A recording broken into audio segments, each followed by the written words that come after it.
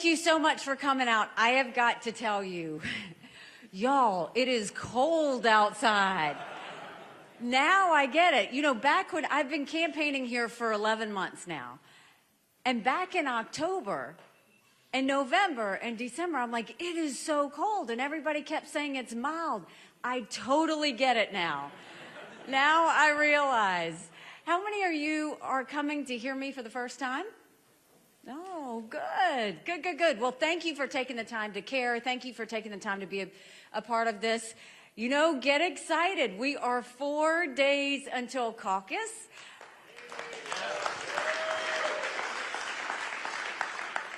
I am excited because obviously I have been campaigning all over this sweet state for 11 months, so it's fun that we can kind of bring this to fruition and see where it is. I know why you're excited. No more commercials after 4 days. No more mail. No more text messages. I get it. You know, I'm from South Carolina. We're an early state too, and we love the fact that candidates come in, but boy, we love it when they leave. So I get it. I get it. Listen, I think that when you look at what's happening in our country, it's not being small to say our country is in disarray. And you feel it every day. You don't even have to turn on the news to see it. You feel it in the grocery store. You feel it at the gas station. You feel it in your mortgage payment and your insurance payment. Everything that we have to pay has gone up. And I've always said, I wish I could tell you that Biden did that to us. But I always speak in hard truths, and our Republicans did that to us too. And we've got to start getting it back on track. And that's why I think we have to have an accountant in the White House, somebody who understands the value of a dollar.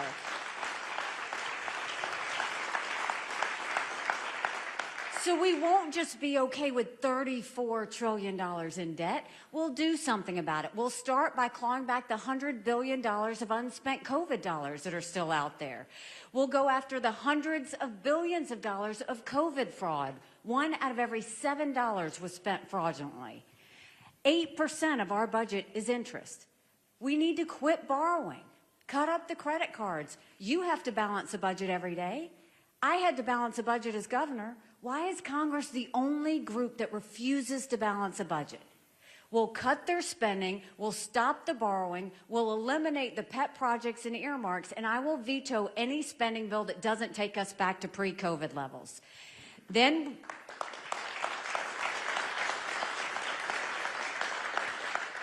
we will clean up our agencies, and we will take all the federal programs we can and we'll move them down to the state level. That will reduce the federal government size dramatically, but more than that, it will empower people on the ground. Think education, think welfare, think healthcare. If we moved all of that down to the states, how it would empower you. And then we want to focus on the middle class. We're watching the rich get richer and the poor get poorer. We need to let the middle class breathe, and that's why we want to go ahead and eliminate the federal gas and diesel tax in this country. Let's cut taxes on the middle class and simplify those brackets. And let's make the small business tax cuts permanent. Small businesses are the heartbeat of our economy, and we have to quit saying it. We have to act like it. They made the corporate tax cuts permanent, but they made the small business tax cuts temporary. We will make those permanent. When we start to focus on those things, we will start to get the idea that we have to value a taxpayer's dollar. Right now, it feels like people work for government. We've got to get it to where government serves the people again. Then you...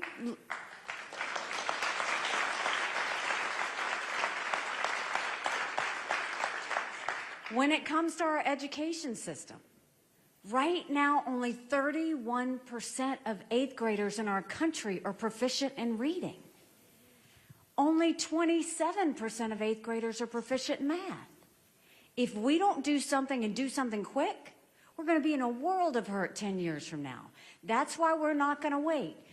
In South Carolina, we knew if a child couldn't read by 3rd grade, they were 4 times less likely to graduate high school. So we started holding them back instead of pushing them forward. We will do that all over the country. We brought in their parents. We did reading remediation programs, and we set them up for success.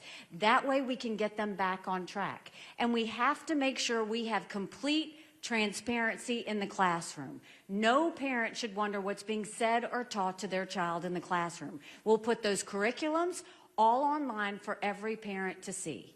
And then we want every parent to be able to pick the mode of education and the school that their child goes to. Every child deserves a good education, regardless of where they're born and raised. Let's let the parents have control of that. And then let's put vocational classes back into our high schools.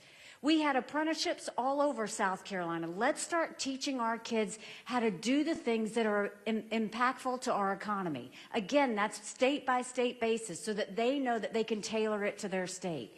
That way we get our kids invested in our economy before they get out of school. And for all you girl dads out there and all you strong moms, we have to raise strong girls, because strong girls become strong women and strong women become strong leaders. And none of that happens if we have biological boys playing in girls' sports. We've got to cut that out.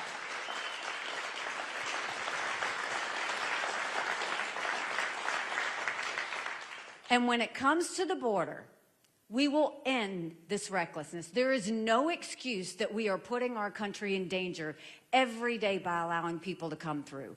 The fact that we've had 8 million illegal immigrants come to the border. We had enough fentanyl cross the border that would kill every single American last year. Number one cause of death for adults 18 to 45? Fentanyl. And don't think for a second China doesn't know what they're doing when they send them over. So what we'll do, when I was governor of South Carolina, we passed the toughest illegal immigration law in the country. We did a E-Verify program that required businesses to have to show that the people they hire are in this country legally. We will go national with that. We'll do a national E-Verify program, and then we will turn around and defund sanctuary cities once and for all. No more safe havens for illegal immigrants.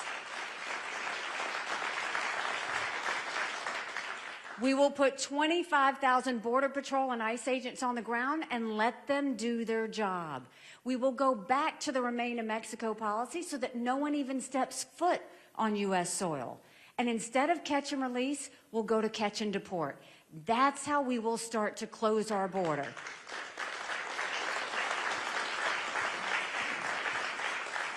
And for the illegals that have come here, we send them back.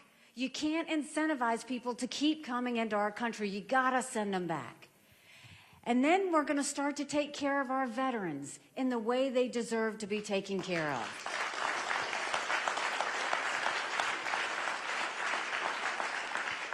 We have 35,000 veterans who are homeless in America. We lose 22 heroes a day to suicide. We have to make sure we're taking care of them from the second they come back all the way for the rest of their life. If they're willing to sacrifice for us, we need to make sure we're taking care of them. That's why I think they should be able to go to the doctor or hospital of their choice. They've earned that right.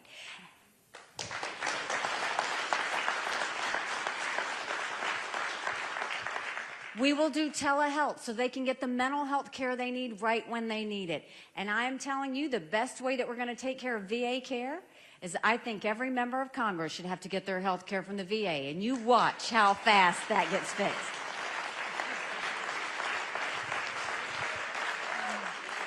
It will be the best health care you've ever seen, guaranteed. And there were two things when I was at the United Nations that Russia, China, and Iran never wanted us to have. They never wanted us to have a strong military, and they never wanted us to be energy independent. We won't be energy independent. We will be energy dominant. We will do an all-of-the-above energy process. Right now, the EPA cares more about sagebrush lizards than they do about whether we can pay our utility bill. We will get the EPA out of the way. We will speed up permitting. We will export as much liquefied natural gas as we can. We'll do the Keystone Pipeline. We'll do biofuels. And let's not just do enough to survive with our energy policy.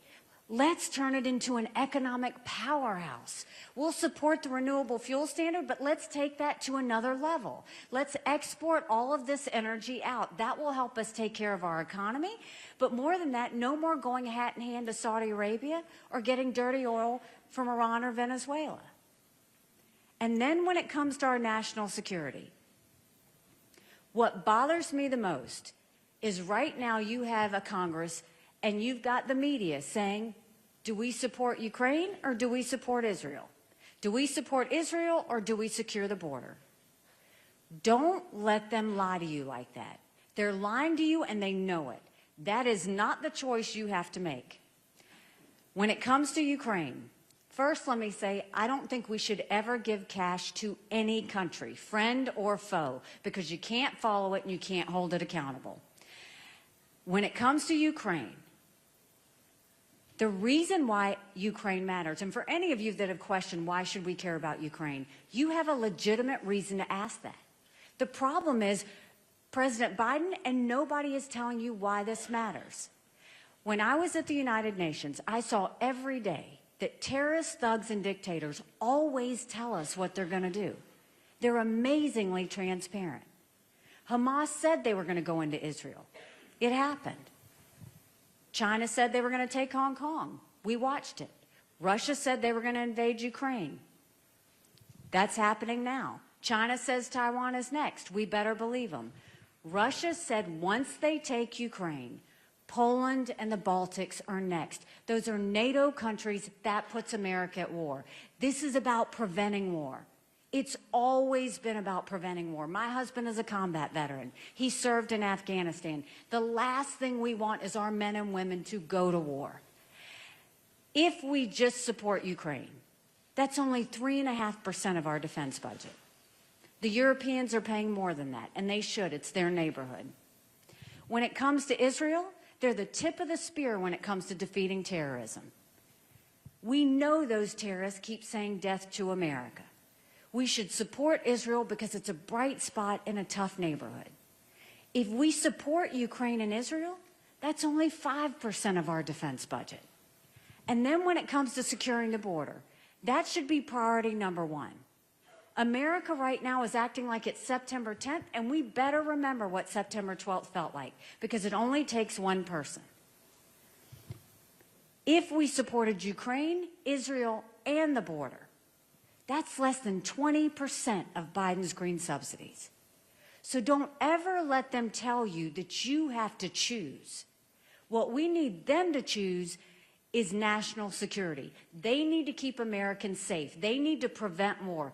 That's how you do it.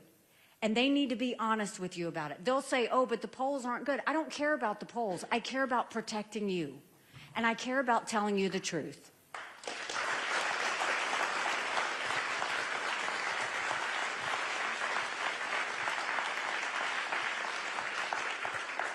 So we know what it takes to get our country back on track. But what we have to also acknowledge is that we've got to realize that there are some hard truths that are facing us. If you look at where we are a country in disarray, and the world is on fire. And the only way we get out of this is if we elect a new conservative leader to carry us forward and leave the negativity and baggage behind and focus on the solutions of the future. And you can't do that with either Biden or Trump. That's why 75% of Americans don't want to see a rematch, is they don't want to go backwards, they want to go forward.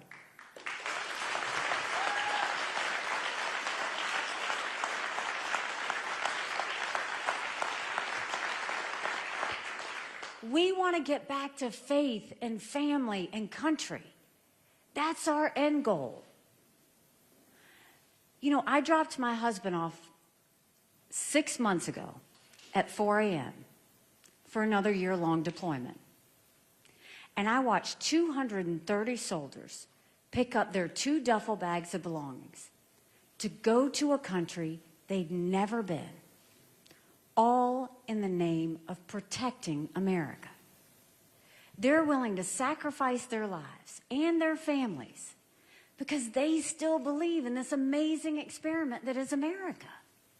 So if they're willing to sacrifice for us there, shouldn't we be willing to fight for America here? Because we have a country to save.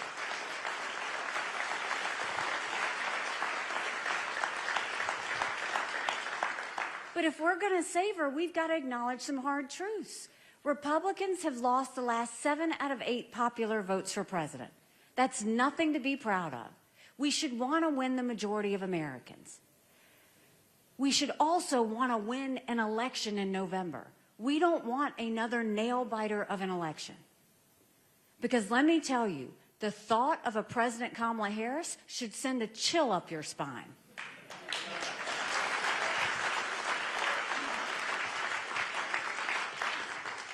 And if you look at those head-to-head polls, every one of them, you see that Ron doesn't defeat Biden. Trump is head-to-head with Biden. On a good day, he's up by 2 points. In every one of those same polls, I defeat Biden by 17 points.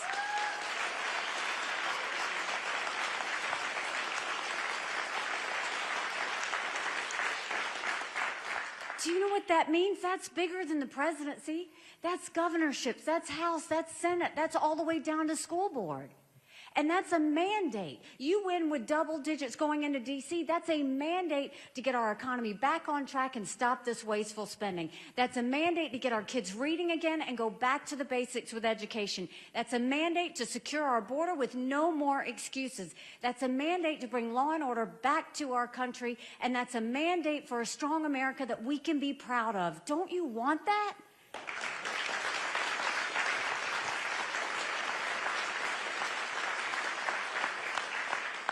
I'm running because I don't want my kids to live like this. They need to have hope. They need to see a future. This shouldn't be about 4 years or 8 years. This should be about 20 and 30 years and how we get our country to go in the right direction. We can do that. I know we can. But in order to do that, it's going to take a lot of courage. Courage from every single person in this room. Courage for me to run. And courage for every one of you to know, don't complain about what happens in a general election if you don't play in this caucus. It matters.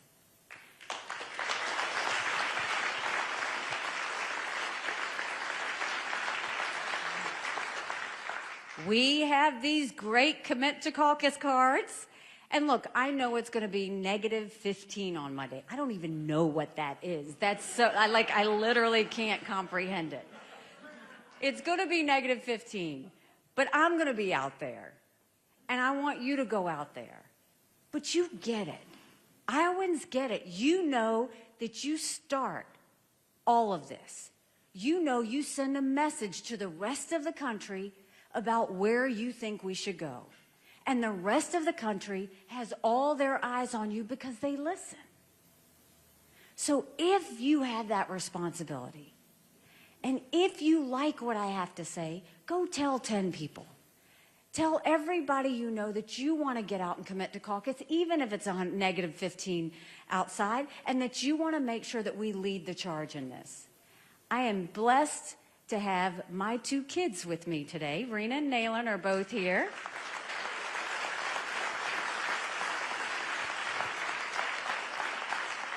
You know, when they were little in the governor's residence, and I would have like legislators over or people that we were hosting, I would always send the kids down and say, I need you to shake hands. You know, you've got to do this. And the only way I'd get them to do it is if I gave them a quarter for every hand they shook.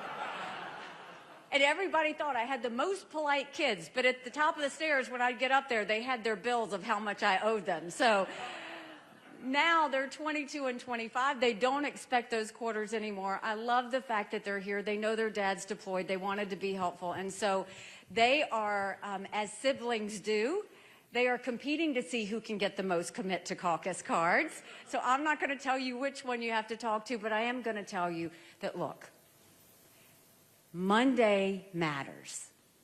Your voice matters. I trust you.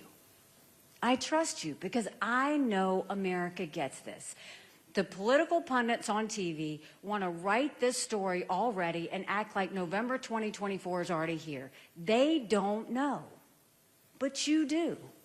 And we'll find out on Monday. But this is what I'll tell you. If you will caucus for me, if you will join this movement, if you will fight this fight with us to get it back on track, I promise you, Our best days are yet to come. Thank you very much. God bless you.